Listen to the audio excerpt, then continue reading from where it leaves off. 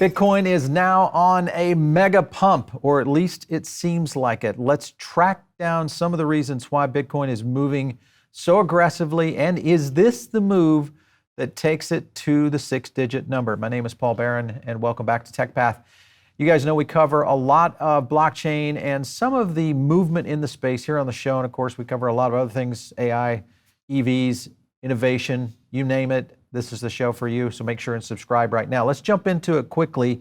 There's a couple of key moves that have been on the plate for a few months that have been in the making. The first one is what's happening in the NFT space. Now, I know that doesn't necessarily have a lot to do with what's happening with Bitcoin right now, but it has a lot to do with the mindset of the sentiment that is driving. So Visa, of course, is now buying a CryptoPunk. So this in itself, and I saw several moves on this in terms of just the activity of some of these major companies that have embraced the idea of where Bitcoin and also the digital assets market is moving.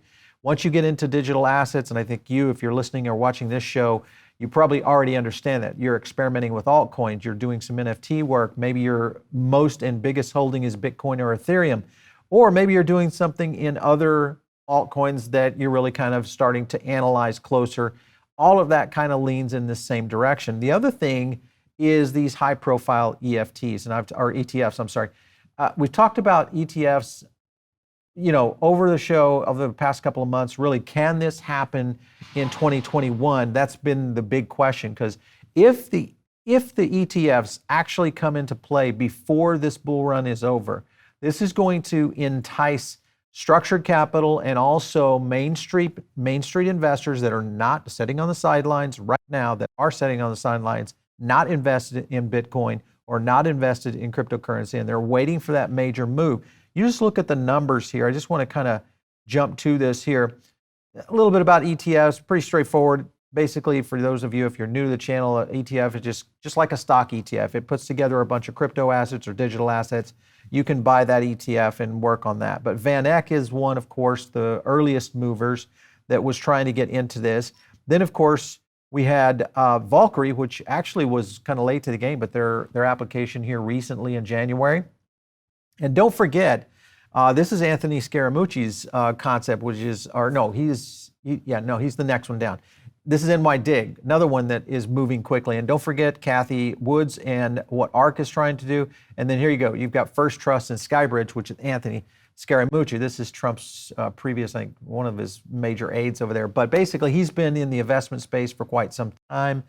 And he's kind of grown to become one of the pundits in the Bitcoin community and in general, digital assets. I caught him on a podcast this week with some teams with Raoul Pal. Also on that was even Peter Schiff talking gold, and even Mr. Wonderful. So the cool thing is that we're starting to see a lot of major investors flood into this space, and it's really starting to move some very significant elements that I think are driving what we're seeing literally right now, and that is Bitcoin topping 50,000, which stirs these forecasts toward a run of record high. Now, remember our previous record high really around 63K, and there's been a lot of action around whether or not this could potentially outpace that high. And the question really boils down to two things.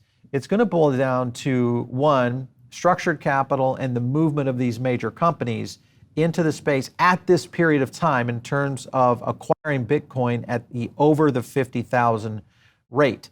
And additionally with that is that we're dealing with a massive crowd sentiment bubble that has occurred right now. And when you look at where some of this is going, I wanted to jump to this piece right here from Mint, and it just shows you, nice watches there.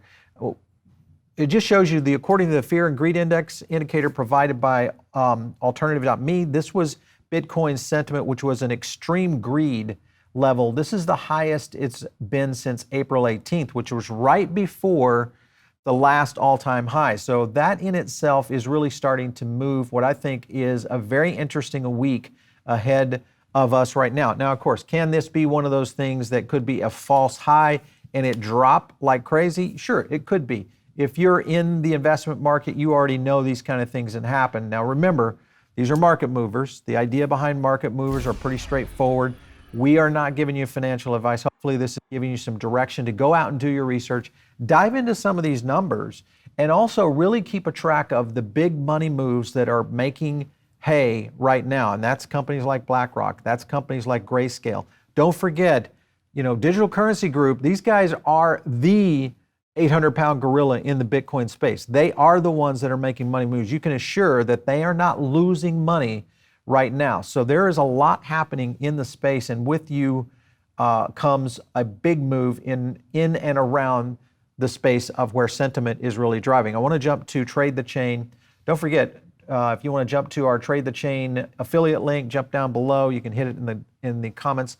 The key here is, and I'd like to know if you guys are using a Trade the Chain or something like this, whether it's a crypto analysis tool, drop it in the comments below. We'd love to see what you guys are using and having the best luck and success with. We use Trade the Chain.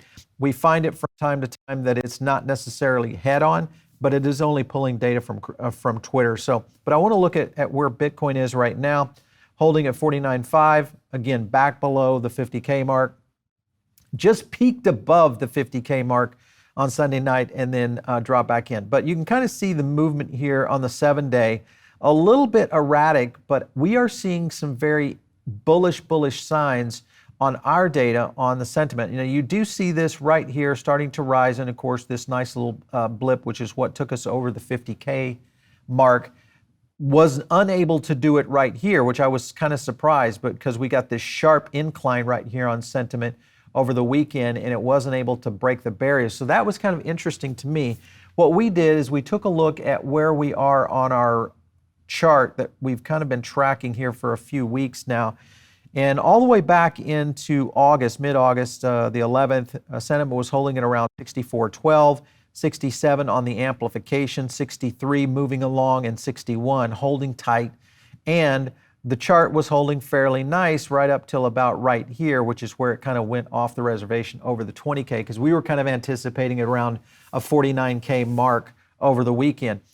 But with that being said, this is exactly what we're talking about right now, and that is this really high sentiment push to 74.51 and an AMP score of 72.09, much like what we've seen in the Fear and Greed Index with a lot of this kind of movement. This starts to move the bubble out quickly. I want to kind of chart this a little bit. You can kind of see the movement right here, potentially of where this could be looking. Now, there is some areas here that are a little concerning to me. Because this is such a large sentiment layer, this tells us there's so much activity on social media in general around Bitcoin right now. This typically can drive some major moves. So could we see something that takes us up in the range of 58K even this week? That's the thing that I'm really watching closely. The other thing is this little bottom out trough right here. A little concerned about that, and that's going to hit somewhere around August 30th, or we anticipate somewhere around August 30th. We'll kind of take a look at this, see where this falls out. Key here, of course, is don't forget all of this, and I tell everybody all this all the time, and that is make sure if you are not taking profits, this is where you start developing your strategy for taking profits. Now, could it run to 100K? Could it run to 200K? Sure, it could by year end. You're going to start to know where things are moving. Depending on where you are in your own investment strategy, this is where maybe you start to say and start to take looks at small percentages in terms of taking gains. Now, a lot of people I know are going to hit me in the comments, no, hold forever, hold forever, hold forever. The likelihood is we have a lot of investors that are looking for that next top. Could it be 60? Could it be 100, which is kind of where we're pointing to by end of year? I feel like, are on the track right now for a mega pump on Bitcoin. This could be a very close cycle to watch. And it's one of those things that I think it's kind of like the situation we've seen from time to time that we hit back around the 60K mark. Nobody was sleeping because the market was in full flux with so much movement. And of course, we saw what happened in terms of a very quick fall off. And that's what I do fear a little bit with the fall off on where we get to this new all-time high, because it's going to happen. It is most likely going to see it before the year end. I think the key here for you guys is make sure you're keeping your head on straight, watching the moves of where the market is moving. And it is many of you are going to ask me, is this a good time to buy? It depends on your situation. I do and still am a big ETH proponent because I feel like ETH right now is still a little bit underpriced. Bitcoin right now is pumping, and the likelihood is we could see a little sideways action here for a bit and then see some very interesting fireworks in the coming days. So stay tuned. Make sure we are going to try to get as many updates as we can. Also, just following what's happening both on the sentiment side, but also within the layer of what's driving the market space. And that is the big wallets, and it's also the news cycle that seems to be driving it right now. So that's the biggest thing you can do. If you are listening over on the podcast, the best thing you can do, of course, is give us some likes, some stars over there. And here on the YouTube channel, make sure and share this to a friend of yours who's trying to learn about blockchain or maybe the next generation in investing around technology. This is the place for you. If you want to hit me up direct, you do that on Twitter, just @Paul Barron. We'll catch you next time right here on TechPath.